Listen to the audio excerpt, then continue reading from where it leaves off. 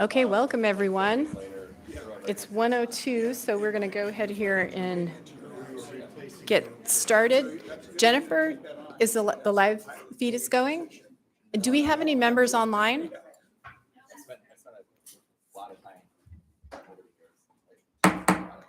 I now call to order this work session of the Anchorage Assembly regarding Chugach State Park and also AO 2023-8 will be discussed. It is Friday, January 20, 2023. We are scheduled from 1 to 2:30 p.m. today. Documents for this work session are available at muni.org/worksessions. We will go ahead and start with Assembly member introductions for the record. Pete Peterson.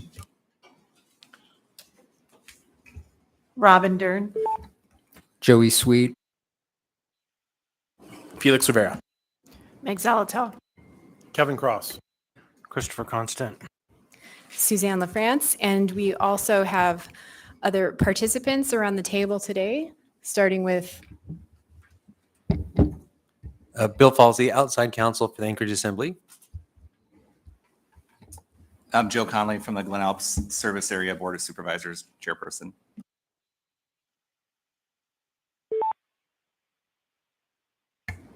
Yeah, so Chris Beck, enthusiastic citizen advocate and retired consultant who worked on the Hillside District Plan, which preceded some of these thinking. Chugach State Park Superintendent Ben Corwin. Ricky Geese, Director, Division of Parks and Outdoor Recreation. And we are also joined by Jennifer Veneklausen from the clerk's office and two other assembly members on the phone. Ms. Quinn Davidson. Hi there. Thank you, Madam Chair. Thank you. Mr. Soltz. And happy to be here. Thank you. Thank you, Mr. Soltz. Welcome, everyone, especially welcome to our guests. Thank you so much for joining us. I want to start just by giving a very brief overview of AO 2023-8, which is being co-sponsored by Mr. Soltz and me, and then we'll go to Mr. Connolly from either the Glen Alps Board of Supervisors or Road Board Service Board of Supervisors. I know there are the two names there, to talk more about what led to this AO being put forward. And then we will have a presentation from Chris Beck, and the presentation actually is on the screen, should be available online. Retired consultant, enthusiast, trail advocate, and as well as some conversation from folks from Chugach State Park and the State Parks and Rec, and others who've been involved in helping to ensure that we make the most use of our wonderful asset of Chugach State Park. And so the reason in short for this ordinance, or how it came about, is because most of the roads that are used to access Chugach State Park go through road service areas. And I think most members are familiar with the number of, that we have a number of road service areas. We have a number of service areas in the municipality. And those service areas are limited with their ability to raise funds for major upgrade projects. And Joe will talk specifically to that. So what this ordinance proposes is to create a service area. And per the charter, the service area needs to be approved by those folks who would be in the service area. So it would need to go on the ballot. And just looking here on page 2, there you can see the language of the proposition, the language that would appear on the ballot. It does not propose a levy. If bonds would be brought forward and passed, then those costs would be borne, of course, by the people within that service area. And you can see the proposed boundaries. There is a map on the back that shows what the proposed service area would be.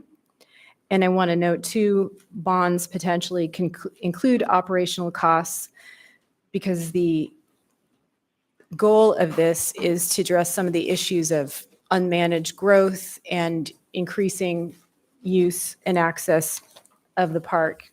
And then following at the bottom of page 2 and continuing on are sections of code under 27.30.085 that includes the specific boundaries and what the service area would do in terms of providing capital improvements that support access to Chugach State Park and ameliorating the neighborhood effects of access by park users. And then section C includes some verbiage concerning road service areas. Creating this service area would in no way reduce or diminish or take away, or is not intended to, any of the powers that the road service areas have. So that's a really high level overview. And Bill or Mr. Falsey is here as well.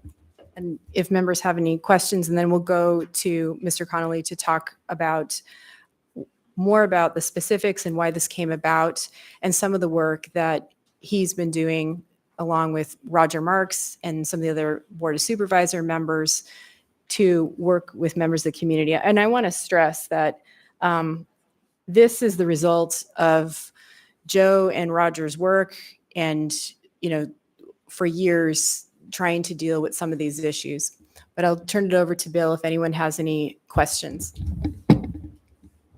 And while collecting questions, I'll set the table a little bit on the legal front by saying, by way of big reminder, the municipality of Anchorage is legally a borough, and we provide some of our services on an area-wide basis. Libraries are area-wide, education is area-wide, but a lot of the core general government services that the municipality provides are not provided area-wide, but are limited to specific areas. We do emergency medical service area-wide, but fire is in 3 different fire service areas. We do police in different police service areas. And more particularly, we do roads and we do parks in particular service areas. And my understanding is that this ordinance attends to the fact that for a very long time, the Chugach State Park, a much beloved jewel for the municipality, has been in some portions being loved to death, and that the problems that are being caused on roads and various other access issues are, as often as not, in a kind of no person's land, where the road impact is not in the main Anchorage roads drainage service area, nor is it in one of the limited road service areas, or if it is in a limited road service area, the funds to really fix that problem are sort of beyond the capacity of the limited road service area, the small neighborhood, to really raise capital for and to fix. So all the way back in 2010, the Anchorage Assembly adopted a hillside district plan that noted this was a problem and set a homework agenda. And it said, we have 3 ideas for how to potentially fix this. One of them was this idea, and better late than never, we've actually now proposed the idea, brought it forward in 2023 for Assembly's consideration. As the chair mentioned, the creation of a new service area is relatively straightforward. It just requires a vote of the majority of the people who live within the proposed boundary of the service area. We do that with some regularity as we're accreting into road service areas, or in the Eagle River, adding to the street light service area. The mechanics of that are all pretty well known.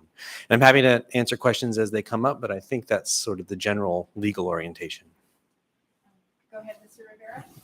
Yeah, thank you, Madam Chair. So a few questions. First is, just reading through this, I assume, though never want to do that this is going to be a standalone bond. It's not going to be combined with any other bonds if this gets put on the ballot.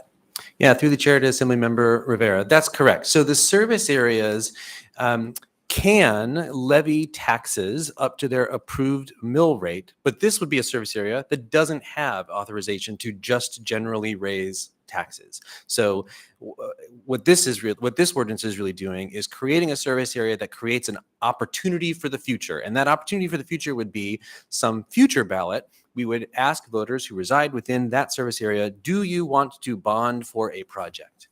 And if and only if the voters said, yes, that is a thing that we want to buy, then there would be a mill levy associated with paying off the debt service of that bond, and potentially an operations and maintenance add-on, the way we do with all of our other bonds. But no, it couldn't be combined with parks or roads or any other service areas bond propositions. Great. I got two more.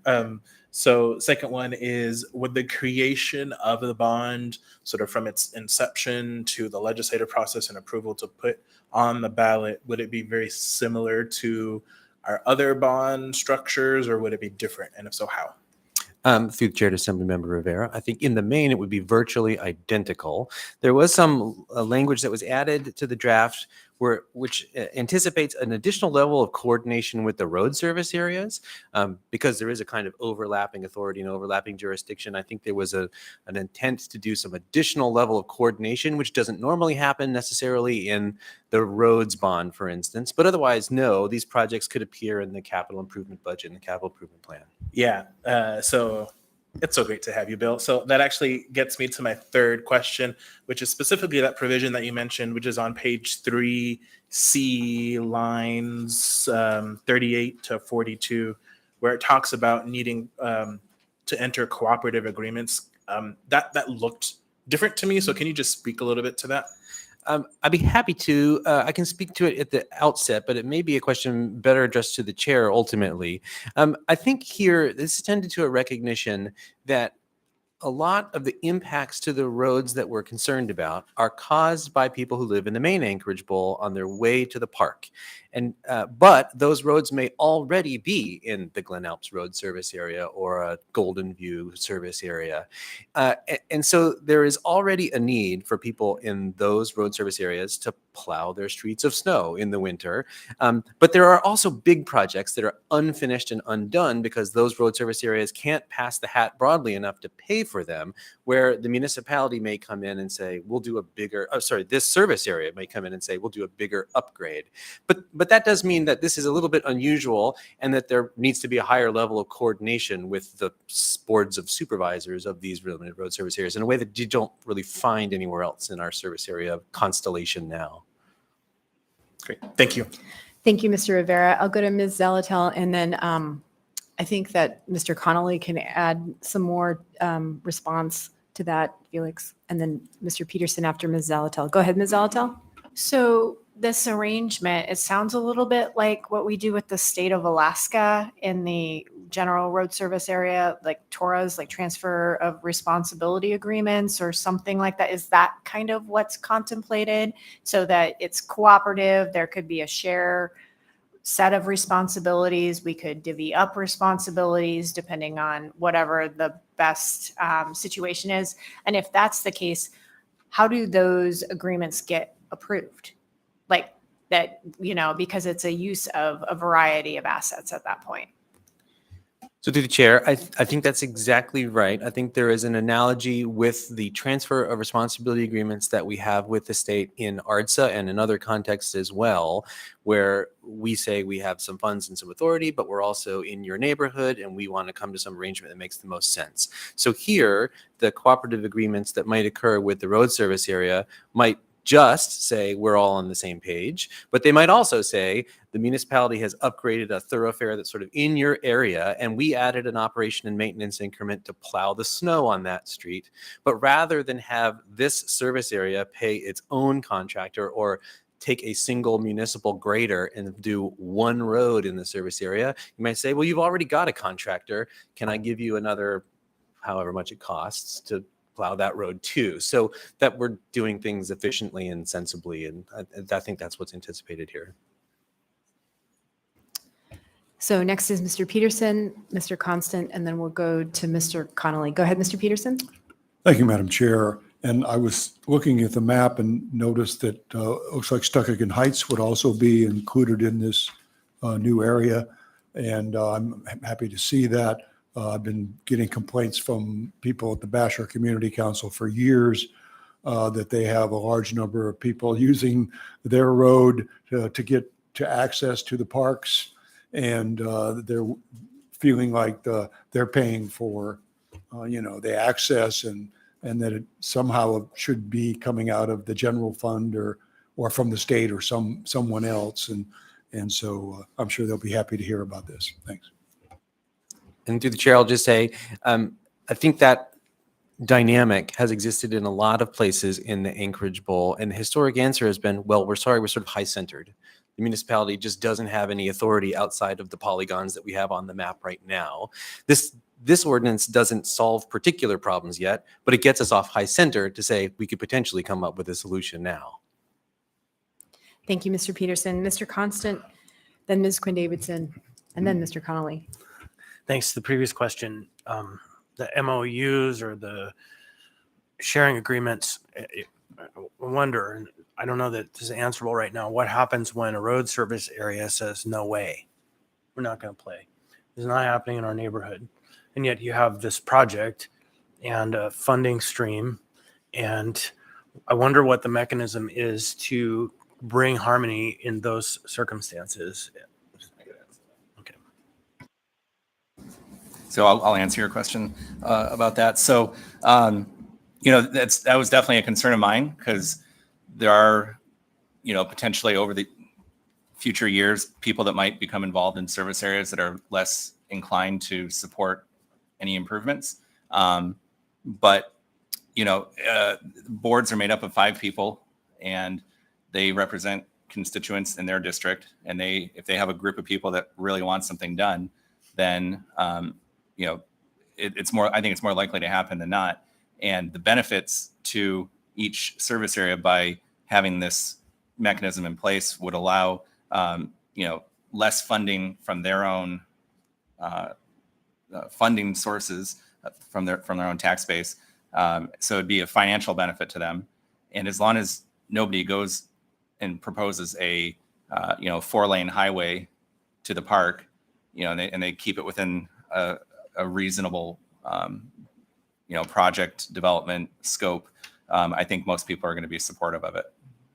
Most service areas would be, as long as you're not proposing like 4-lane highways through neighborhoods, which obviously wouldn't happen. So, Right. And so my thought back to that is sometimes a simple widening of a road to allow some turnaround is like a 4-lane highway to some people. Yeah.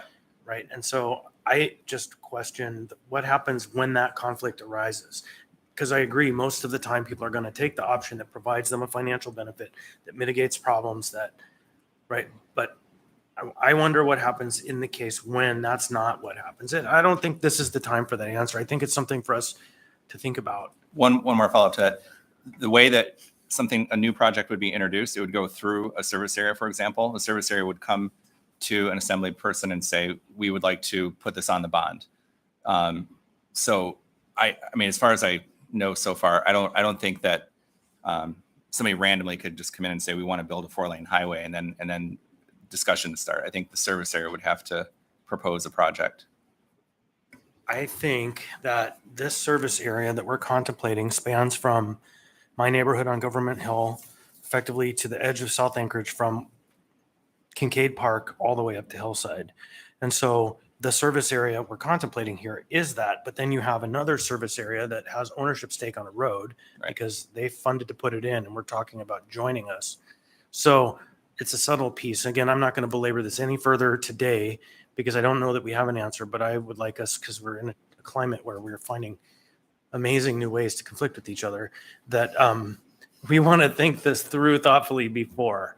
So that's my thought. Go ahead, Mr. Beck. Maybe just a general response. I think that you're pointing out a problem because we see how increasingly conflict-oriented a lot of decision-making is, but it's not like the situation right now is great, and so I think that's the reference point. The need for this may still carry along some challenges, but at least provides a tool to address those. And long been supportive of this concept, and I want us to make it as successful as possible in the initial framing.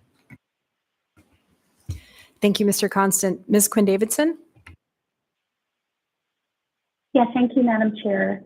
My question is pretty basic, I think, in part born from the fact that I'm not there in person. And Mr. Constant described, I think, some of the boundaries, but could someone for me describe the rough boundaries of the new service area? And I assume the way it works is that includes all of the rest of us. So, I'm someone who lives in West Anchorage, but certainly does a lot of hiking in Chugach and would like to contribute to improvements there. So that's the first question, sort of just what are the boundaries, basic question. And then Chris's questions made me a little confused in the sense that wouldn't then the whole service area make decisions as to whether improvements were done on that road, or is there still some role of the more local neighbors? Thanks. Thank you, Ms. Quinn Davidson. Through the chair to Assemblymember Quinn Davidson, describing the picture, it is roughly from Joint Base at Elmendorf, Richardson, J-Bear south to McHugh Creek, and then east to the boundary of the municipality, but not going into any part of the boundary that describes the Chugach Eagle River Parks and Recreation Service area. So it's really the whole of the Anchorage Bowl and into the park from there, but outside of Chugach Eagle River and not south of McHugh Creek. As to the next question, the draft that we have now provides that you wouldn't do projects unless you have cooperative agreements with all the parties that are affected. So if the project is within the boundaries of another limited road service area, this is a better answer to the question that Assemblymember Zalatel answered. I think practically what would happen is that you would enter into some kind of agreement with the Board of Supervisors for that service area, and the other party would be the municipal manager, the administration, because there isn't a separate board for this parks, for this service area.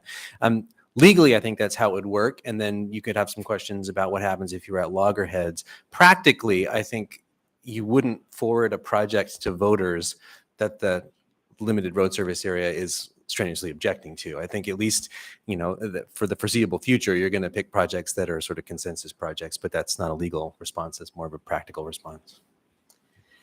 I would just add that I don't see how a project would succeed without the support of the service area through which a road might go through. I mean, just because those folks are so engaged with the maintenance piece and know the roads, and that it would have to be a cooperative process. Ms.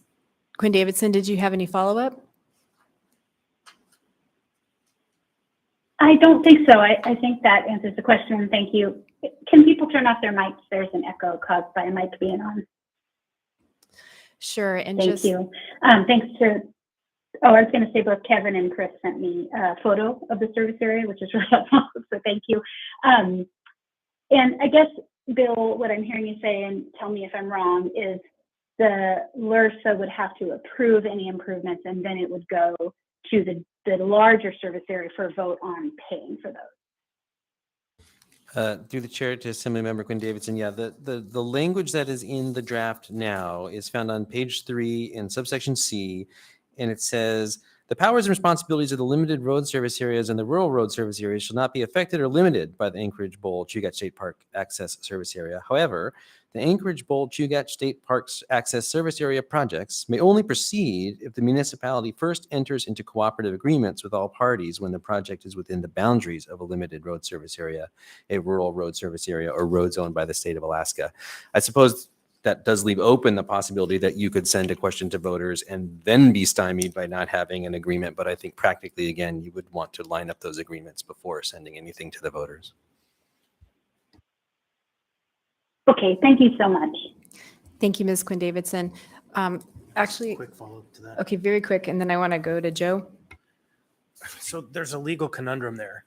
So if you are securing in advance written agreements with all of those parties, and then you go for the bond, and then one of the parties breaks away, what happens? And so I'm not sure about this 100% agreement tier level, because it creates a scenario where one small group could hold hostage an entire project after even saying yes. And so I think that still this area is a gray area for me. Thanks. A quick comment to that, Vice Chair Constant. Certainly you could enter into agreements that have termination clauses that say this agreement may only be terminated with the consent of all the parties or something. So it would not really be revocable once it's actually entered into. But I think this is worth focusing on. I mean, this question of how the interplay happens is new and particular to this ordinance. Thank you. Joe, you want to talk about some of the issues that have led to this proposal being brought forward? Sure. So again, Joe Conley, Glen Elf Service Area Board of Supervisors Chairperson. So I started getting involved with the service area in 2009 when I moved into the neighborhood. Before the road was actually completely paved to the Glen Alps parking lot. I live up in the Glen Alps neighborhood. And, immediately upon living up there, you realize the volume of traffic coming up the road and the number of people parking in the road. And I got involved with the road service area trying to figure out how to improve the road and improve parking situation for the parking lot. Because it was, if anybody's been up there in the summertime, it can get out of hand on the road there, the parking. And we did a lot of lobbying, got a state grant through Mike Hawker, Representative Hawker, to improve the road, improve the parking lot, expand the parking lot. And this is kind of a continuation of those efforts. We were initially going to be receiving more money to improve the toilsome Glen Alps Canyon Road areas, and due to state financial situation in the 2010 to 2020 period, we stopped receiving any new money. But we have always been trying to improve access to Chugach State Park. And if you look back at the 1980 Chugach State Park Master Plan, it actually calls for a solution to funding road service areas with a shared, funding agreement to cover the outside users who are using the roads. And then as well, the 2013 Hillside District Plan also calls for that.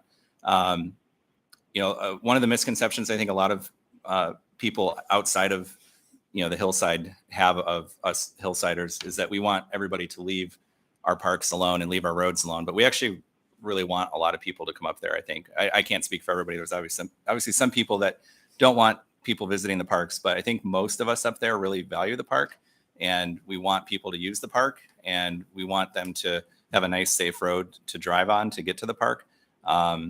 So you might hear a few people that are against improving access, but I think the majority of the people that live up there really, really, truly want park access improved.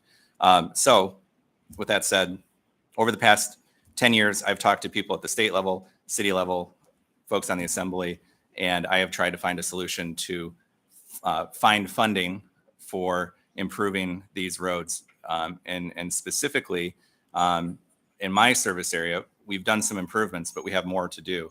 And in talking to people in other service areas, so Bear Valley, over in the Stuckagon Heights area, the Basher area, Upper O'Malley, there's roads that are in really, really bad shape that these service areas don't have the funding to improve. So for example, Honey Bear is part of the Bear Valley service area, and that accesses a very small trailhead for McHugh Peak. And it's a very short section of road, and there's a few little connector roads that get you to Honey Bear. But that section of road from Clark's to Honey Bear is in really, really, really terrible shape. My initial estimate is that it would probably cost $1 million to fix, to bring in new material, pave it, or just chip seal it, or whatever they want to do. That's just a rough guess. However, their annual budget for the entire year for snow removal and summer maintenance is less than $100,000. It's $50,000 to $100,000, and they barely have any money left over in the end. So for them to take on $1 million project when their traffic, is 30-40% of the actual road traffic, their local residential traffic is 30 to 40% of that road's total traffic volume, is not really financially feasible. And in our case for Glen Alps, I actually just looked at the traffic studies this morning. The most recent data we have for Glen Alps Road and Toilsome Hill Road is 2007, before we even paved the road. And literally 98% of the traffic on that road is park traffic. And they put a counter at the bottom, they put a counter at the top, and it's 98%. And when we are paying 100% of the cost to maintain it, when 98% of the traffic is not even residential, obviously we should try and figure out a solution for that. So that's kind of the short version of how I got involved and how we got here. Thank you, Joe. Chris, you want to go ahead? And I noticed you put up a particular slide.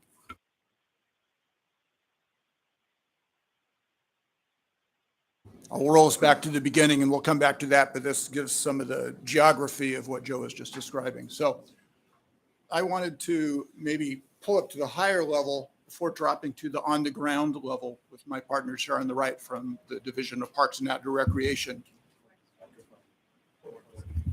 Make it so they can hear me. Thanks for the experts helping me with making sure I can be heard. So I was a manager, the project manager for the Hillside District Plan, and I'm an active trail user, an active trail advocate. And I wanted to give a handful of slides to give kind of a big picture context for this discussion. And then, as I just said, maybe not in a way that was audible, that I'll pass it to the on the ground perspective of the two people who are actually managing these issues on the state park side. So I've got a bunch of pictures I'll pepper this bit of a slideshow with, and they're all Chugach State Park. And I think the headline is, no surprise, it's an amazingly beautiful place, and it's in our backyard. And I think the big story, and this is really a statewide story, but I think it's definitely applicable here in Anchorage, is we've got these amazing outdoor recreation resources, and we've never really had the funds, the desire to fully manage those to the degree it is possible. And the images on the right, I think, are illustrative of that. Going to Joe's point, the far right-hand side is Chugach State Park on a not especially sunny day, kind of a medium sunny day. And the sign on the right says no parking. And those are where all the cars are parked, because the new parking lot, the old parking lot, and the road that connects them is completely at capacity. The most popular trail in the state is that one there. That's the hike up to the top of Flat Top. And it's a pretty miserable trail. That image, I think, gives you a pretty good idea. It's not safe. It's not especially enjoyable unless you're feeling pretty mountain goat-ish. And maybe I'm seeing Assembly Member Constant with a question. I'm happy to make this kind of conversational. I don't want to take all day, but jump in. Yeah, that picture is so illustrative. In 2020, I worked really hard, but couldn't get permission from the Parks Department. I was intending and had the support of the members to invest CARES Act money in fixing that trail. And so it's not for lack of will and resources. Sometimes it's lack of alignment. Yeah.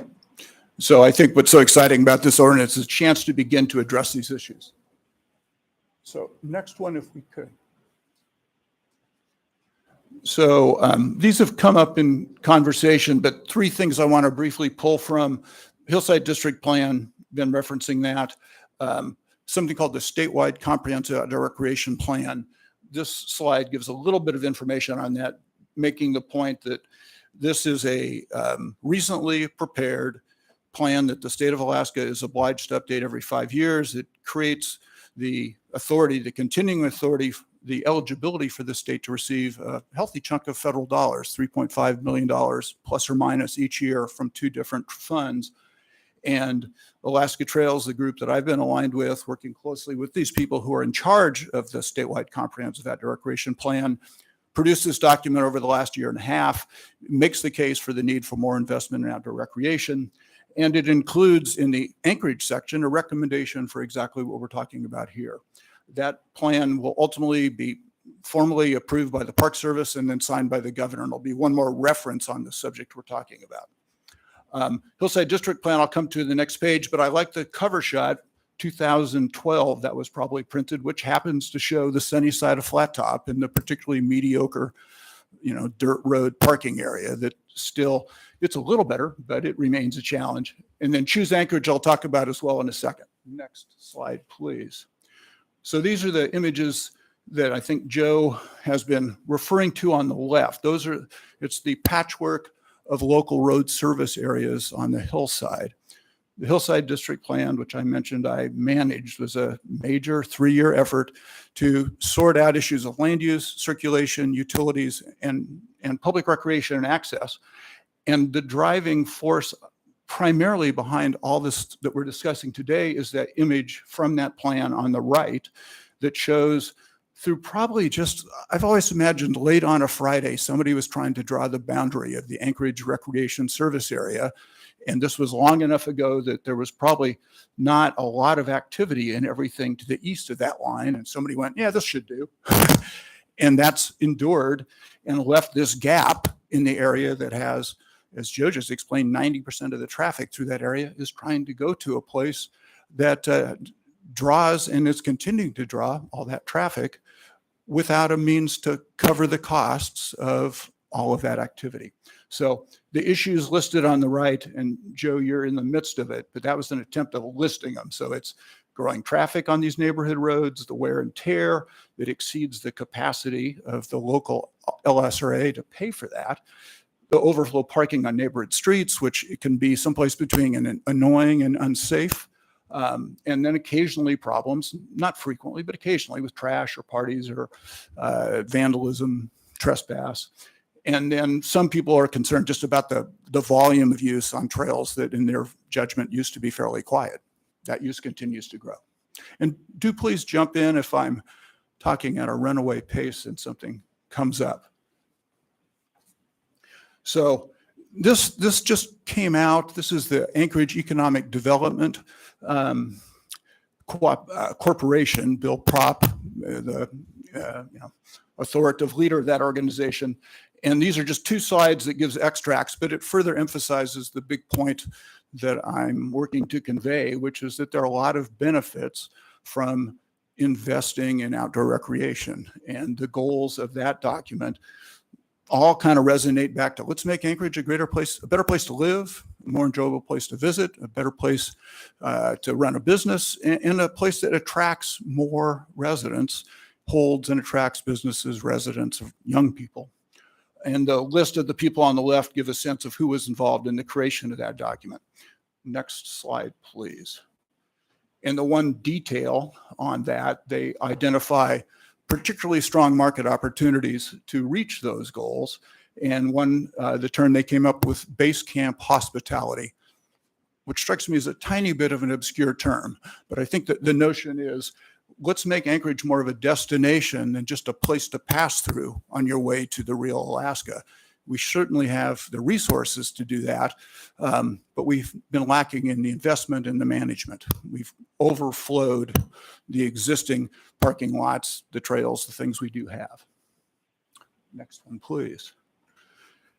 And the context for this is like the fun part is the bad news, but I think it's worth emphasizing this. The city economy, the state economy is not doing very well by many measures. And here's sort of piling on things probably most people know. There's continued sustained outmigration of population and job loss in the state for just about the last decade. Birth rate is declining, the slowest that it's been for quite a while in Alaska, almost ever. And in particular, young adults are leaving and the population is rapidly aging. Outdoor recreation can be an antidote to those challenges. And then the last one is the weak pandemic recovery, where other states with a similar recreation base as Alaska have bounced back like crazy. Alaska has not. We're 47th in the country in our post-COVID job recovery. Next one, please. So the cavalry coming over the hill to the rescue. It's not the singular solutions to Alaska's economic challenges, but it is a huge one, and I think underappreciated. So a number of people refer to it as the sleeping giant of the U.S. economy. The fine print on the chart on the right shows that outdoor recreation is comparable nationwide in its contributions to the gross national product of major industries, of health industries, of pharmaceuticals, of energy. And you can see in Alaska, the figure on the right, that it generates outdoor recreation and tourism over $1 billion in annual labor income. It brings in a lot of money for municipal governments. And the heart of all that spending is in South Central Alaska, and particularly in Anchorage.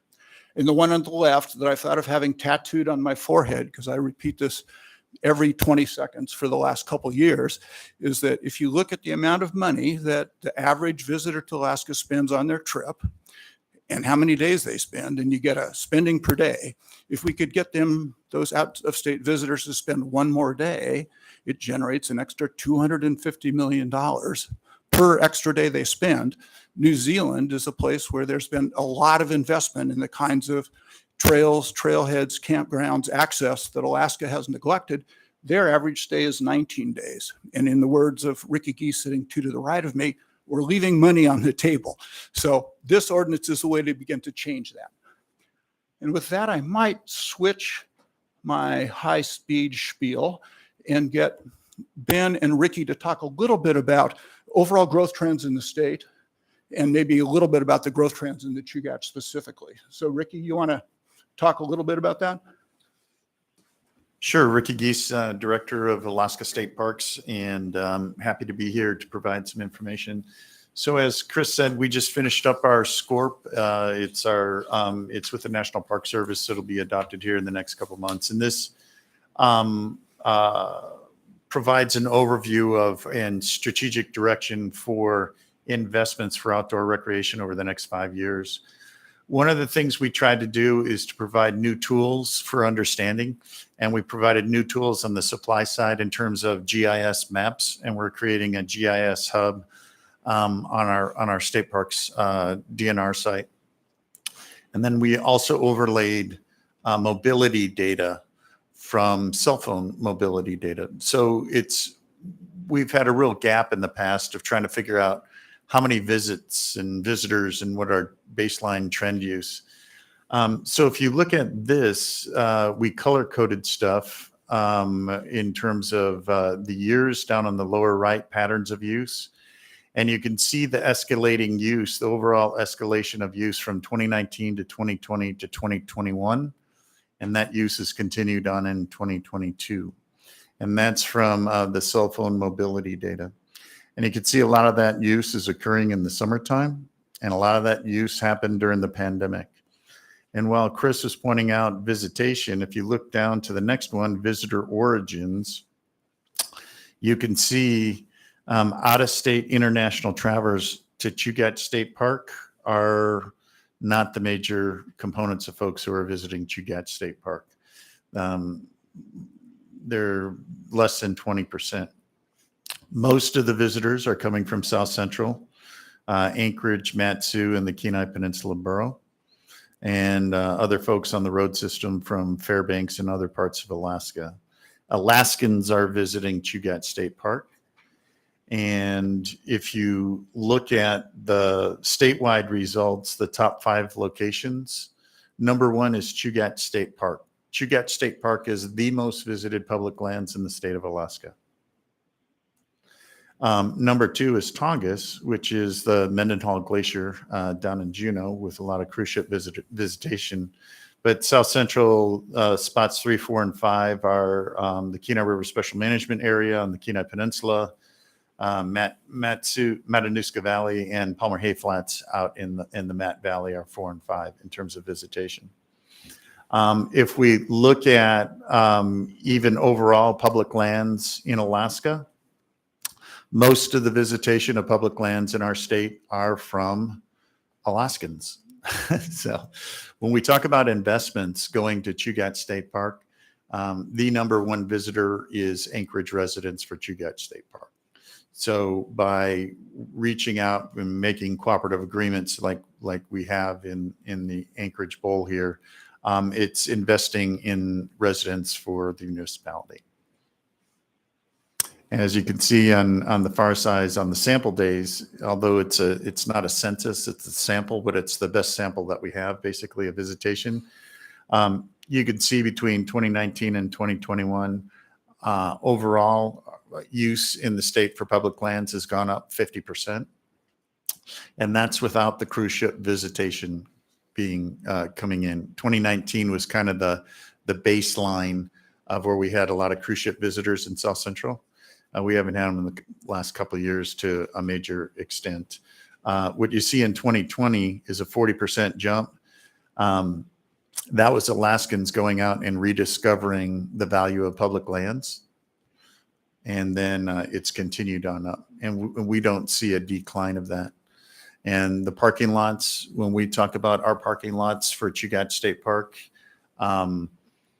we have issues at any access point within the municipality, basically, whether it's South Fork Eagle River, it's Glen Alps, it's Upper Huffman, it's Prospect Heights, It's Bashir area, it's Arctic Valley, Indian, Girdwood, any place where people can access the park. We have parking issues that we can look at. This one is specific to Chugach State Park, and you can see more than 2/3 of the visitation basically comes from folks in Anchorage. So 2 out of 3 visitors to the park are Anchorage residents. So I don't know, Ben, as the superintendent of Chugach State Park, if you'd have any additions or if any of you folks have questions. We're just trying to give a factual story about the reality that growth, it's already busy and the growth is continuing and it's likely to continue, which very much sets the stage for the need for this kind of ordinance. I threw the chair to. Go ahead, Mr. Peterson. Thank you, Madam Chair. And just looking at this from a 10,000-foot view, so to speak, it seems like the reason the out-of-state visitors, and well, one of the reasons, and international visitors aren't going to the park as much as they don't know about it. And so, you know, the state of Alaska sometimes does advertising to promote tourism. I've seen the governor on TV promoting tourism on ads, national ads. Yeah. And it might be a good idea to show some pictures of this park, because the pictures in your brochure, if a person was a hiking individual and they saw those pictures, they'd be trying to figure out a way to get up here to access that park. Yeah. And maybe the quick response is, I think you're totally correct. And the point I've said several times, it's already overloading the infrastructure and the access roads. And that's really without as much marketing as is needed, or even the social media starting to get out the word. You can see that bottom red circle where the out-of-state visitors, international, have gone from 16 to 18 to 25% over those 3 years.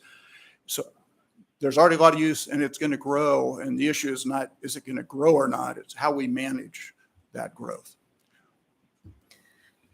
Ms. Dern. I have a couple questions.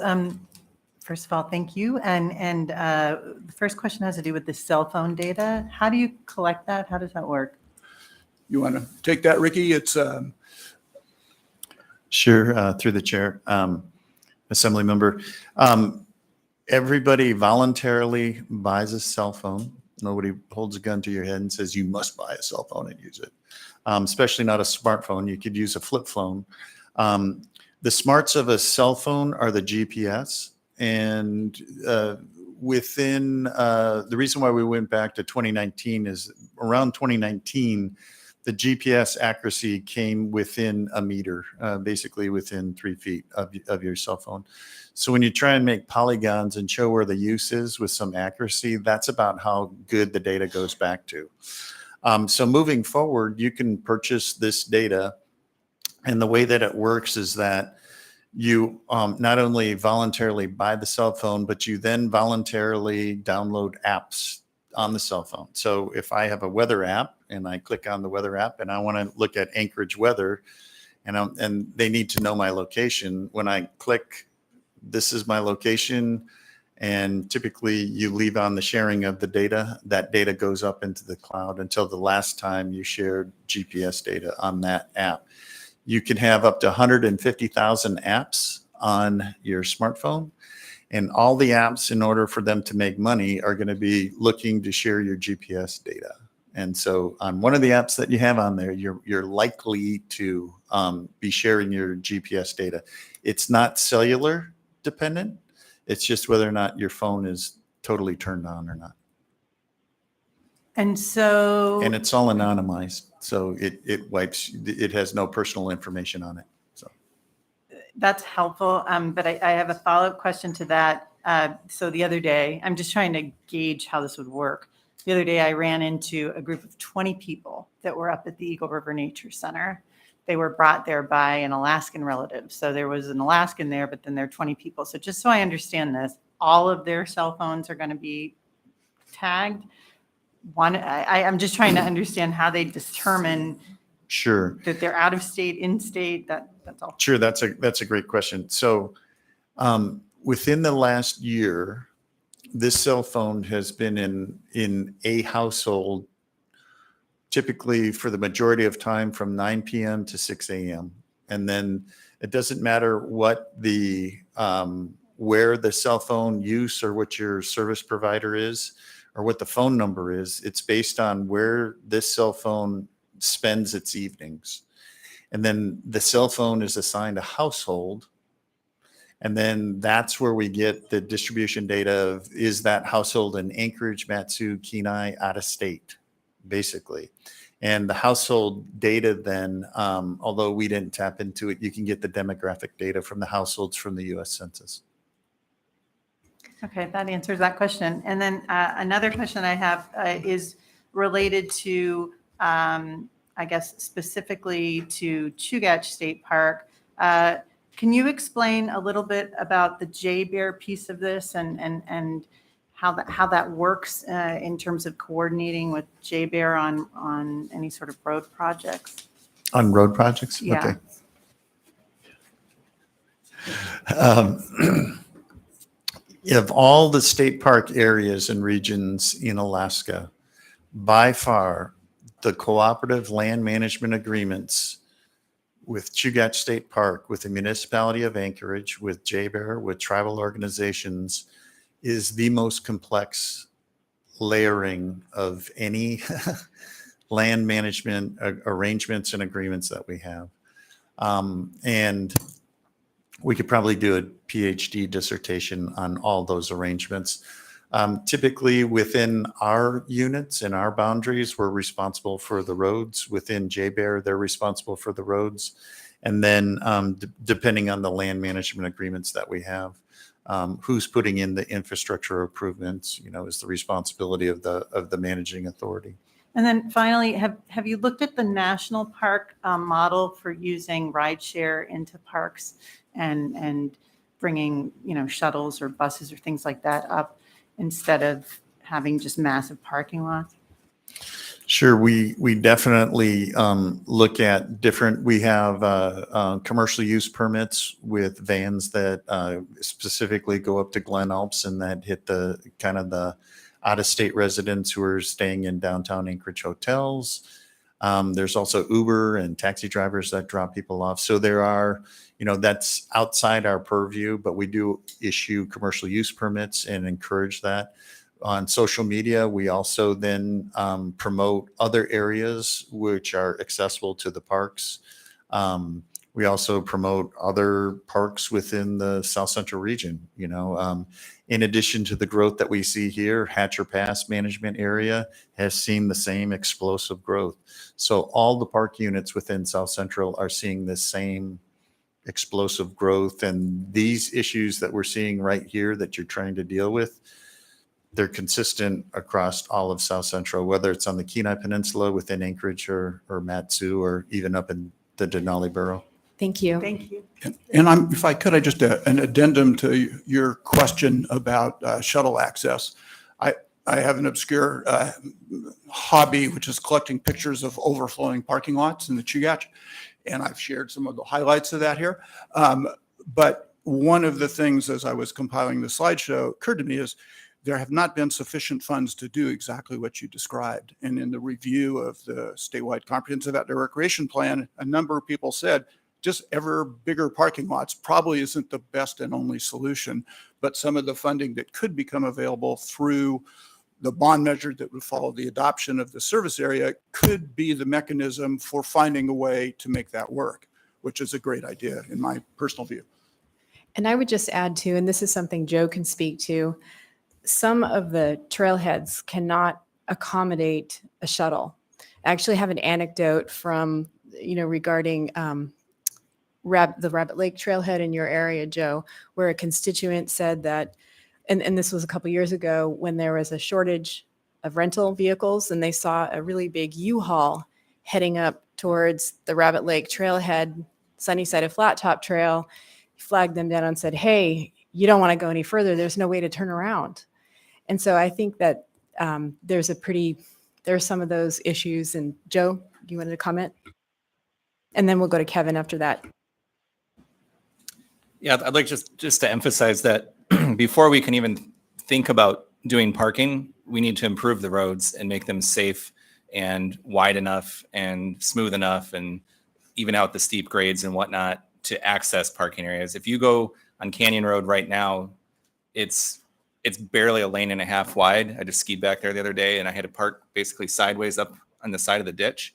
In the summertime, there's less snow, so that's not as much of an issue, but you still have people parking on both sides of the road in the summer, and it's definitely not wide enough for a fire truck. There's no way you can get emergency vehicles back there. There's residents that do live back there on the road, and they have a variety of different techniques to try and keep cars from parking on the road. But we're trying to find a long-term solution where we have a nice road, and then the park can put in a parking lot where they see fit, and all that traffic will stay in the parking lot or close to the parking lot, and not in the middle of a 1.5 lane road, which is where we're at now. So everybody's excited about parking lots in the future, I think, for Chugach State Park, but we still, before we even get close to that, we need to fix the roads, which that's the primary intent of this. This is not a parking lot ordinance per se. This is a road ordinance, and we need to get the roads done before we do the parking lots, because if we build it, then they will come. But we can't just build them parking lots with bad roads. So We could. we could, but Better not to. that's not a great idea. So next is Mr. Cross and then Mr. Constant, and then I'm hoping we can hear from Mr. Corwin. So I know that motorized access has been growing, and particularly motorized sports exponentially in the last 10 years. I'm one of those that you refer to as a sled head, right? So ride my snow machine every weekend that I can, heading to Lost Lakes tomorrow. But given that market has grown exponentially, what kind of pressures are you feeling for increasing motorized access, and how does that go into the need for those demands? Because greater parking requirements, greater weight on roads, it presents a whole, and how does this plan kind of address some of those issues? Yeah. Thank you. Maybe I'll let Ben answer, but the broad issue you described is a statewide issue. And the parking lots and the access up in the Petersville Road area, up at Cantwell, name the place, there's more demand than capacity. And specifically, Ben can talk a little bit about how this issue is being dealt with in Chugach State Park. Through the chair. We do receive a lot of pressure for increased motorized access park-wide. Right now, currently, we only have one motorized access point within this proposed service area. That's access out of the Upper Huffman Trailhead to access the broader Upper Campbell snow machine area.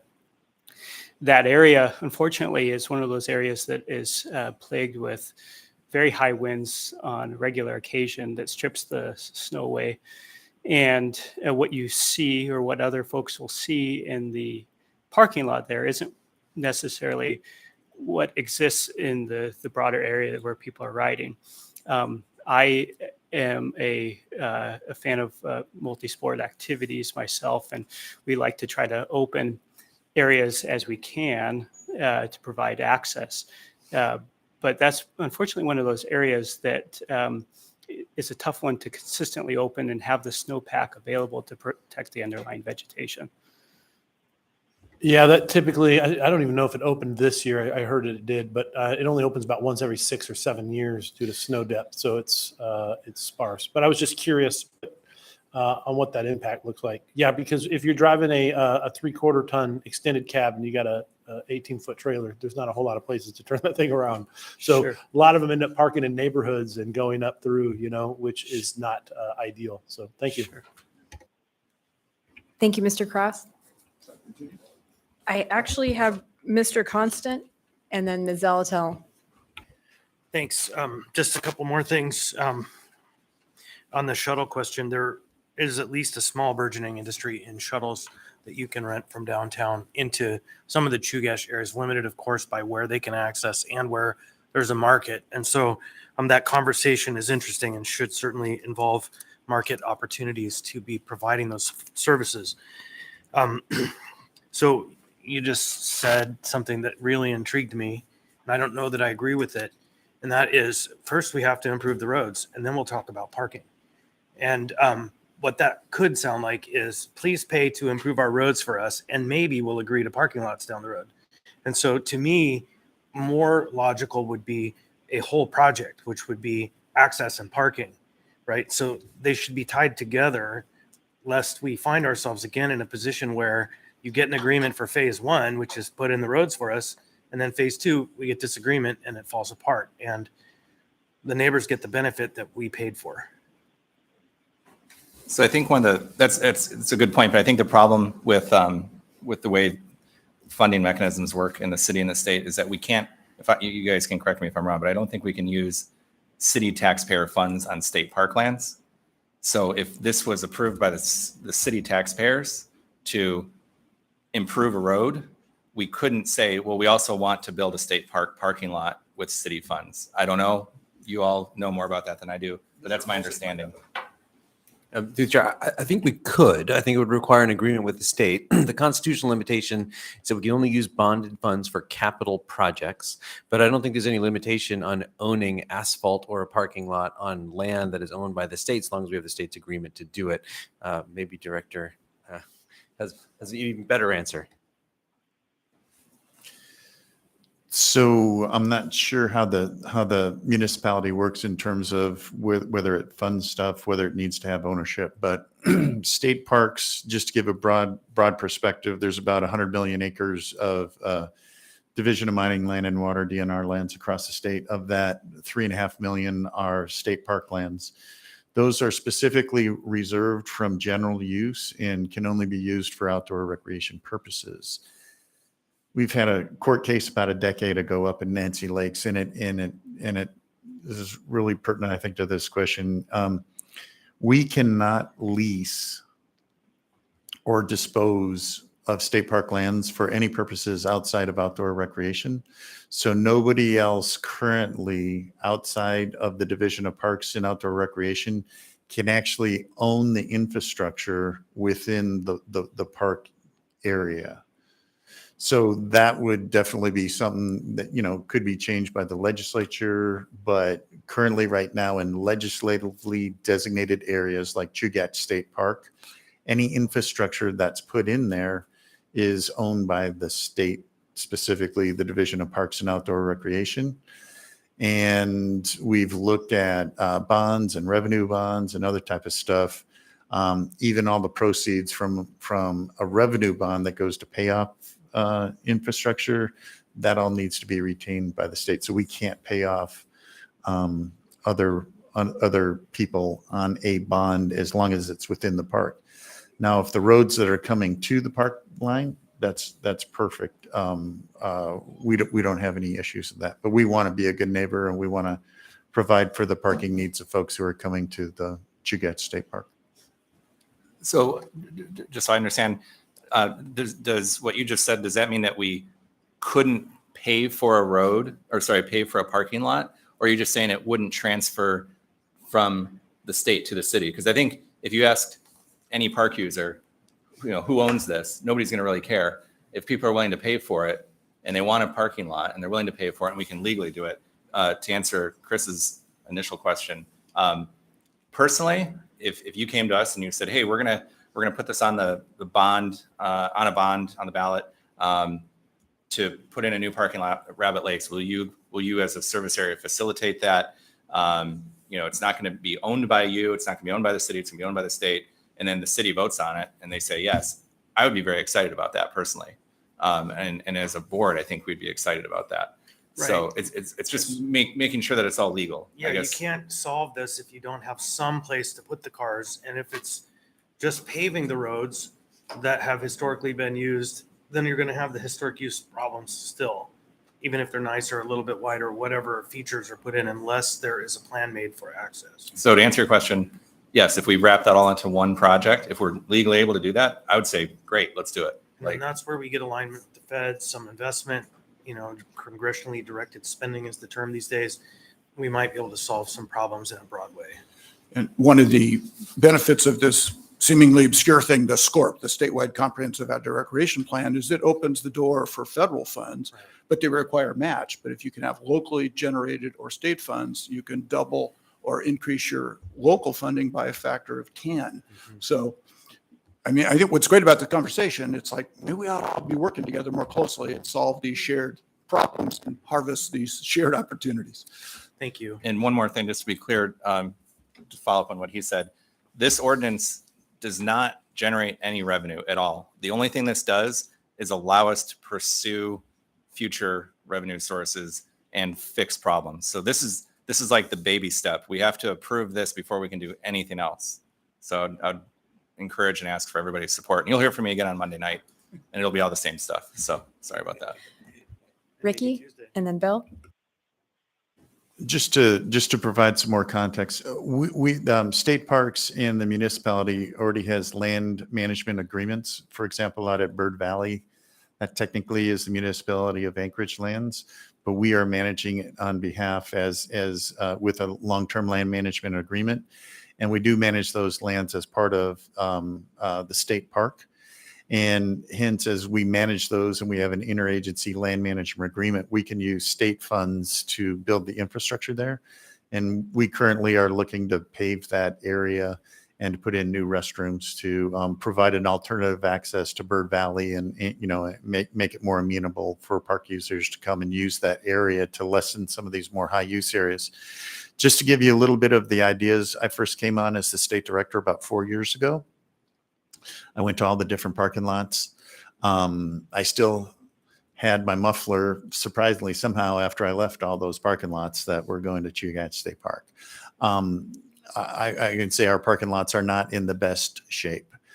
So we made a commitment to try and pave all those parking lots so they become more efficient and to put in electronic fee stations so we get more charge and more revenues going back into the park for management.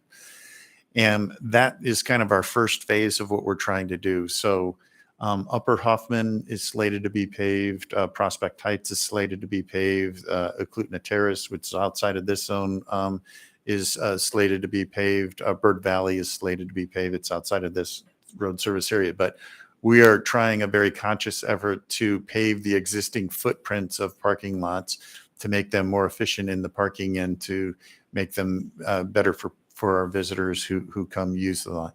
The next phase is going to be, where do we need additional parking areas within the park? And places like Bashir Drive, that's a very small area. We have conceptual ideas for that area, expanding Indian, South Fork, Eagle River. These are all areas that we have issues with existing subdivision owners and the amount of traffic that these trailheads are getting. So just a perspective of what we're doing on the state side as you consider what you can contributions to make on the municipal side. And I would like us to look at HLB Holdings for potential land trades and other creative vehicles for us to provide you land we have that might be worth some other department in the state that they want to get rid of that could cost really, other than recording fees, not much at all. Thank you, Madam Chair. And just one further thought on how this could or couldn't affect the construction of new facilities on state land within the parks. I think the first answer is we haven't looked at it closely yet because we don't have particular projects, but I'm pretty confident, I would say highly confident at the risk of being proven wrong later, that we can figure something out. So even if it is the case that the municipality couldn't bond for anything because it couldn't literally own the infrastructure that was in the state, another readily available workaround was, rather than asking voters in a future proposition, shall the municipality incur the following debt, et cetera, you'd say, may the service area tax itself at 0.05 mils for the next 30 years for the purpose of remitting money to the department, the state division of Parks and Recreation to improve a roads. I think there's going to be workarounds here that we can find some kind of sensible solutions. And the important point, though, is not lost in that conversation is that any time the service area actually causes taxes to be levied, the voters are always going to have to say yes to it. So the voters are always holding the reins on the service area's activities. Ms. Zelatel? Thank you. So this is maybe really basic, but this is proposed as the Chugach State Park access service area. I have a problem with it only focusing with the word access. You can give lots of people access to an area, and I see infrastructure kind of mentioned secondarily, like restroom facilities, which plagues kind of all of the rest of us here in Anchorage. I would really suggest maybe calling it the access and improvement service area, something else. I'm not interested in just building roads and parking lots without amenities. I think that has been something Anchorage has been short-sighted in doing for decades, of building more miles of trail, no amenities. I don't know, take your kid to go and skate at Westchester and have them need to use the restroom. It's all over. Your skating is over. Sometimes the trailhead, it's the same thing. So I would really encourage thinking about how we can frame this to think a little bit more broad, because I don't ever want it construed that this was meant for roads and parking lots and not the rest. Thank you. I apologize. I have to leave. I'll be back at 3. Thank you, Mr. Constant. Thank you, Ms. Zalatel. I would heartily agree with that suggestion. Pulling back, this is a long overdue and really encouraging meeting. The municipality and the state of Alaska have some partnership arrangements, but they've never got to this level of an actual mechanism for active partnerships. And it's overdue, and this is great. And the sentiments that are being shared are really encouraging. Looks like we have another question. One brief question. So maybe this has been answered in a different work session, but can you explain to me the gap here, why you think that it costs $6 million less money to run Denali National Park when it's a bigger This surface? slide here? Yeah. Because the state of Alaska, Ricky can't kick me, and because I'm one step removed, the state of Alaska is chronically underinvested in outdoor recreation. I don't think he'll kick me. He probably would just agree. It's not been a focus of the state of Alaska relative to other ways to use the funds that are available. And you've just summarized the reason for this slide. Chronically underinvesting to a level that produces the slide that Assemblyperson Constant commented on, the look of the trail up to Flat Top. You know, it's just, Ben gets by on fumes and grant money here and there and hard work. And that's just, it's not been a priority over decades. Some improvements been made. We do have some great trails, but especially as use has grown, the gap between what we need and what we have is widening. And some of it is the access, some of it's the parking, some of it's the amenities, the improvements. And that's what this whole statewide comprehensive outdoor recreation plan tried to wave the flag and say, here's the reality. Our economy needs this, our health needs it, the quality of the experiences would benefit, and let's join the modern world as a state and as a city and really take advantage of what we have. There's my speech for the day. Thank you. Thank you. Mr. Peterson? Thank you, Madam Chair. And, you know, it takes a commitment, a long-term commitment from the state to maintain these facilities. If you're going to build restrooms, parking lots, et cetera, improve the roads, more people are going to show up. I mean, that's the reason you're building them. Yeah. But if you don't maintain them, you know, if you don't hire the people to upkeep them, then you're shooting yourself in the foot in the long term. And so it takes a commitment from the state. Yes, we're going to do the operations and maintenance on this, and we're going to make sure we have enough people, you know, to handle this, so it's successful going forward long term. And there's a whole section of this SCORP document that talks about filling that gap between growing use and growing revenues to meet those demands. So you're exactly correct. And a detail that Ricky described is, let's pave these places, let's have big enough places, let's have new alternatives to stumbling for $5 in cash to slide it in the slot, but have a credit card machine and generate more revenue from that use that you can use to help to deal with the issues you're describing. So I'll just blast through these quick. But the short version, underfunded. Next slide, please. And I've got just a couple to finish up here.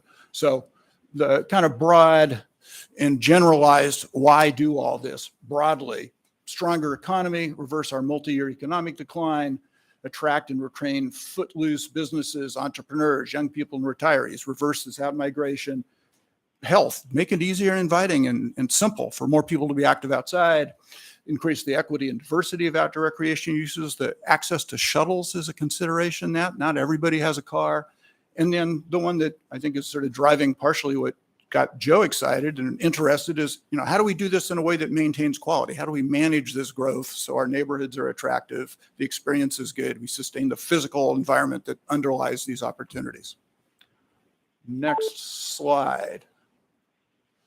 So some thoughts on this specific proposed service area. We've got this amazing place. We, Alaska, are so lucky, Anchorage, so lucky to have Chugach State Park. And whether we seek it or not, demand is going to grow. The middle slide at the bottom, there's a huge generation of young people getting out on their mountain bikes. And it's an attractive destination, and it's not getting less so. And the world is turning towards active outdoor recreation. It's already overbooked. It will become more so. And the growing goose is a good thing. It creates jobs, opportunities, health, all those benefits on the previous page. So the service area does two big things. It provides a practical way to support managed growth, a way to say, okay, if the growth's coming, like it or not, here's a tool that can be used to begin to improve the roads, to manage the parking, to deal with the safety issues, that whole list, and have this really be beneficial to the people in the area that are affected by that growth, as well as the community as a whole. And then the second big category, and Joe sets it, as did Bill, this doesn't lead directly to a bond measure. This allows that possibility, and that has to be reviewed by future voters around specific projects. So it's a chance to sit down with all kinds of different users, businesses, residents, et cetera, and say what would be within the range of what the public will support in a bond, the most specific and important projects, and maybe to set up the partnerships we've all been talking about. I think there's the very last one, and then I'll pass it to Ricky. Last slide, please. And this just goes back to, this is on the same day. This is last April on the 24th, if you know the sunny side of Flat Top parking lot. And there's parking disappearing into the vanishing port down the side of that road. And I was slower than most of the people getting to the top of Peak 3, which is a popular place to earn your turns. But there was an army of people up there in April, and that use wasn't that way 5 years ago. And it was almost nothing 15 years ago. And that's the future. So this is a tool to make as much benefit as possible from those opportunities. Ricky, you had a thought. Just a couple things, because this will set a footprint for the future of where you can bond. I'm sure you're aware that the governor has proposed major improvements along the highway from Indian to Anchorage, basically, and to do 4 lanes, 2 lanes with the separated median in both directions. So we are working with DOT and the railroad to make sure that there's connectivity and safety corridors for the railroad, for the highway, and for outdoor recreation users. So there's a connected path from Anchorage to Girdwood. We already have that from Girdwood to Bird, basically, in terms of bike paths.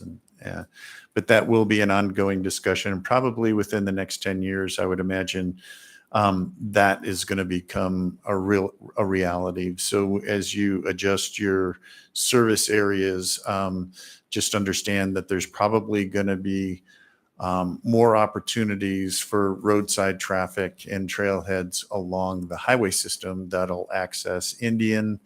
There's conversations. We just put in the new Muktuk Marston Trail going from Arctic Valley over to Hunter Pass and then up over South Fork Eagle River to extend that trail potentially from Hunter Pass to Indian.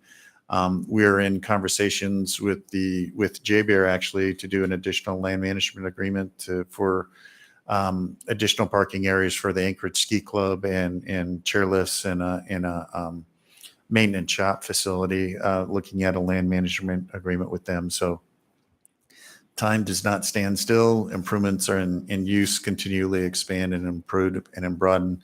So as you're at this stage, just making sure that when you set the footprint of this service area, it accounts for potential future growth in transportation corridors.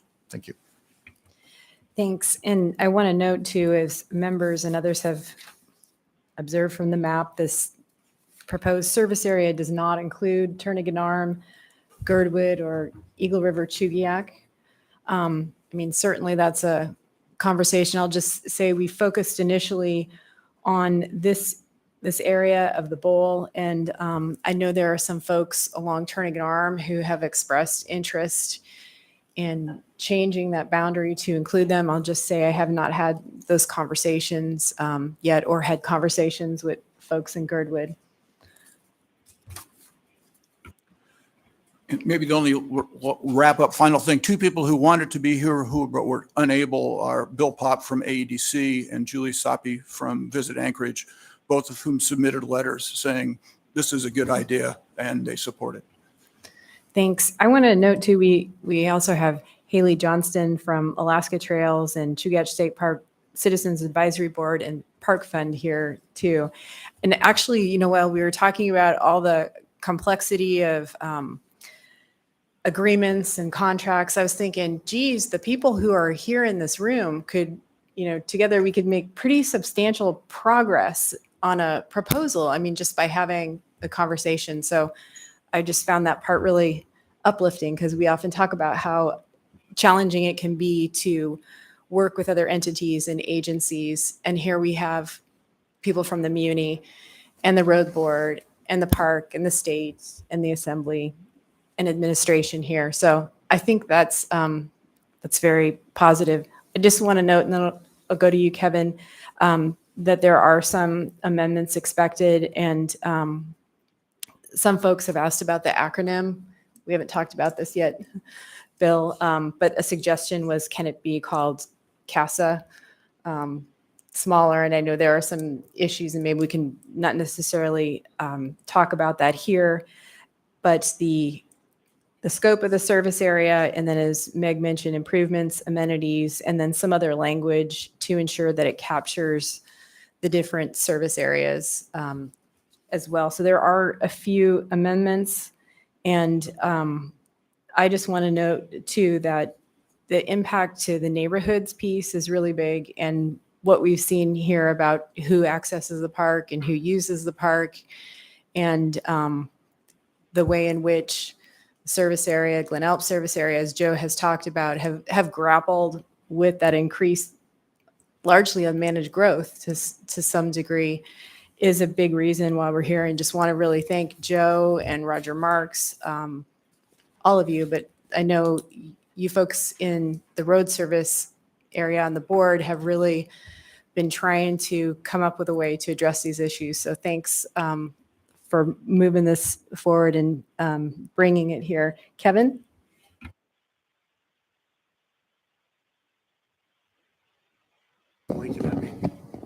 Yeah, I'd like to have that conversation about how we extend something like this into Eagle River, and then as well as, because the Eagle River Valley going back to the nature center is so much traffic from bikers and there's no bike trail on that. It's a DOT road heading back to the nature center, but there's a 50-mile-per-hour road, and there's dozens of bikers up and down that every day. They do bike races up and down that road next to high-speed traffic going back to a nature center. And then there's motorized access on the river during the winter. And so the amount of activity, and we couple that with the residential development, which is profound the last couple of years and is continuing to be, we're going to see that situation grow rapidly as far as the bottlenecks, development, people, trails, and all that, and you know, just that connectivity to Girdwood in there, and then Peters Creek. Yeah, it's and all those neighborhoods, I know they all have furrowed brows about all the traffic and everything. And so I'd love to see something extended into District 2. So thank you. Thanks. I would appreciate having that conversation. I think part of it, Kevin, Mr. Cross, is that sometimes folks in your district are less inclined to bond or to support some of this. But if there is, you know, if there is the support, I think that's great. And probably folks are amenable to having that conversation. We've got about 4 minutes left. And I just want to give the guests here an opportunity to say any final words, but also just to convey appreciation.